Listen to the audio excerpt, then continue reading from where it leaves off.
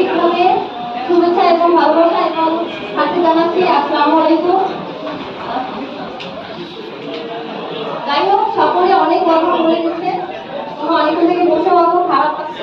তো আমি বেশি কিছু বলবো না, যেহেতু এটা বিদায় অনুষ্ঠান। তো আমি বিদায়ীদের নিয়ে কিছু বলতে চাচ্ছি যে তোমরা ঢাকায় যাবা, কেউ কোচিংয়ে যাবে, কেউ আবার ইন্টার্নি করবে, আবার কেউ জবও করবে, এরকম কেউ আছে। তো ইন্টার্নি যারা করবে, আসলে আমরা কলেজ লাইফটা শেষ করে ঢাকায় যাচ্ছি, অনেকে কোশ্চেন বানাচ্ছি কুইজের জন্য। একটু সবাই চুপ থাকি।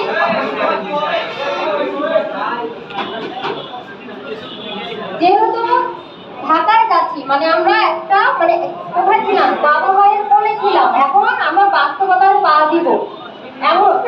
তো আমরা ইংরেজে ছিলাম, এখন ইংরেজের আমরা বাহিরে যাব। তো সেক্ষেত্রে দেখো, ঢাকার জীবনটা কিন্তু পুরোটাই অন্যরকম। রংপুর যেরকম ভাবছো এরকম কিন্তু না। ওই দিকটা চলতে গেলে সময় অবশ্যই মেনটেন করতে হবে। সামান্য সময়ের জন্য তোমার ইন্টারভিউ মিস হয়ে যেতে পারে। সামান্য সময়ের জন্য কি হবে, তুমি ইন্টারনেট গেটে গিয়ে তোমাকে দাঁড়া থাকতে হবে, তুমি আর গেটে ঢুকতে পারবে না।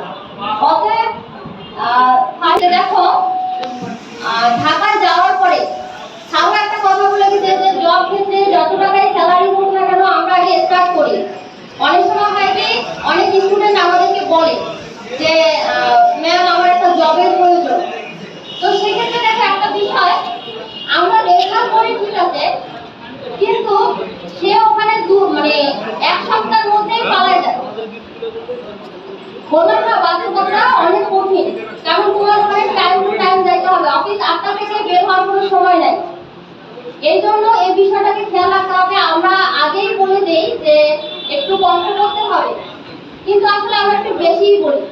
ভয়টা কেন দেখানো হয়, যাতে সে সেখানে কি যাওয়ার পরে যখন দেখবে যে না ভয়টা আসলে তুলনামূলকভাবে কম, তখন সে শান্তিতে থাকতে পারবে। আর আমি যদি এখনই বলি যে এত টাকা স্যালারি তুমি এসি রুমে থাকবা, এমন কিছু যদি বলি, তোমরা যায় যদি দেখো যে ওখানে কিছুই না, তখন কিন্তু তুমি থাকতে পারবে না, ওখান থেকে পালাই যেতে হবে।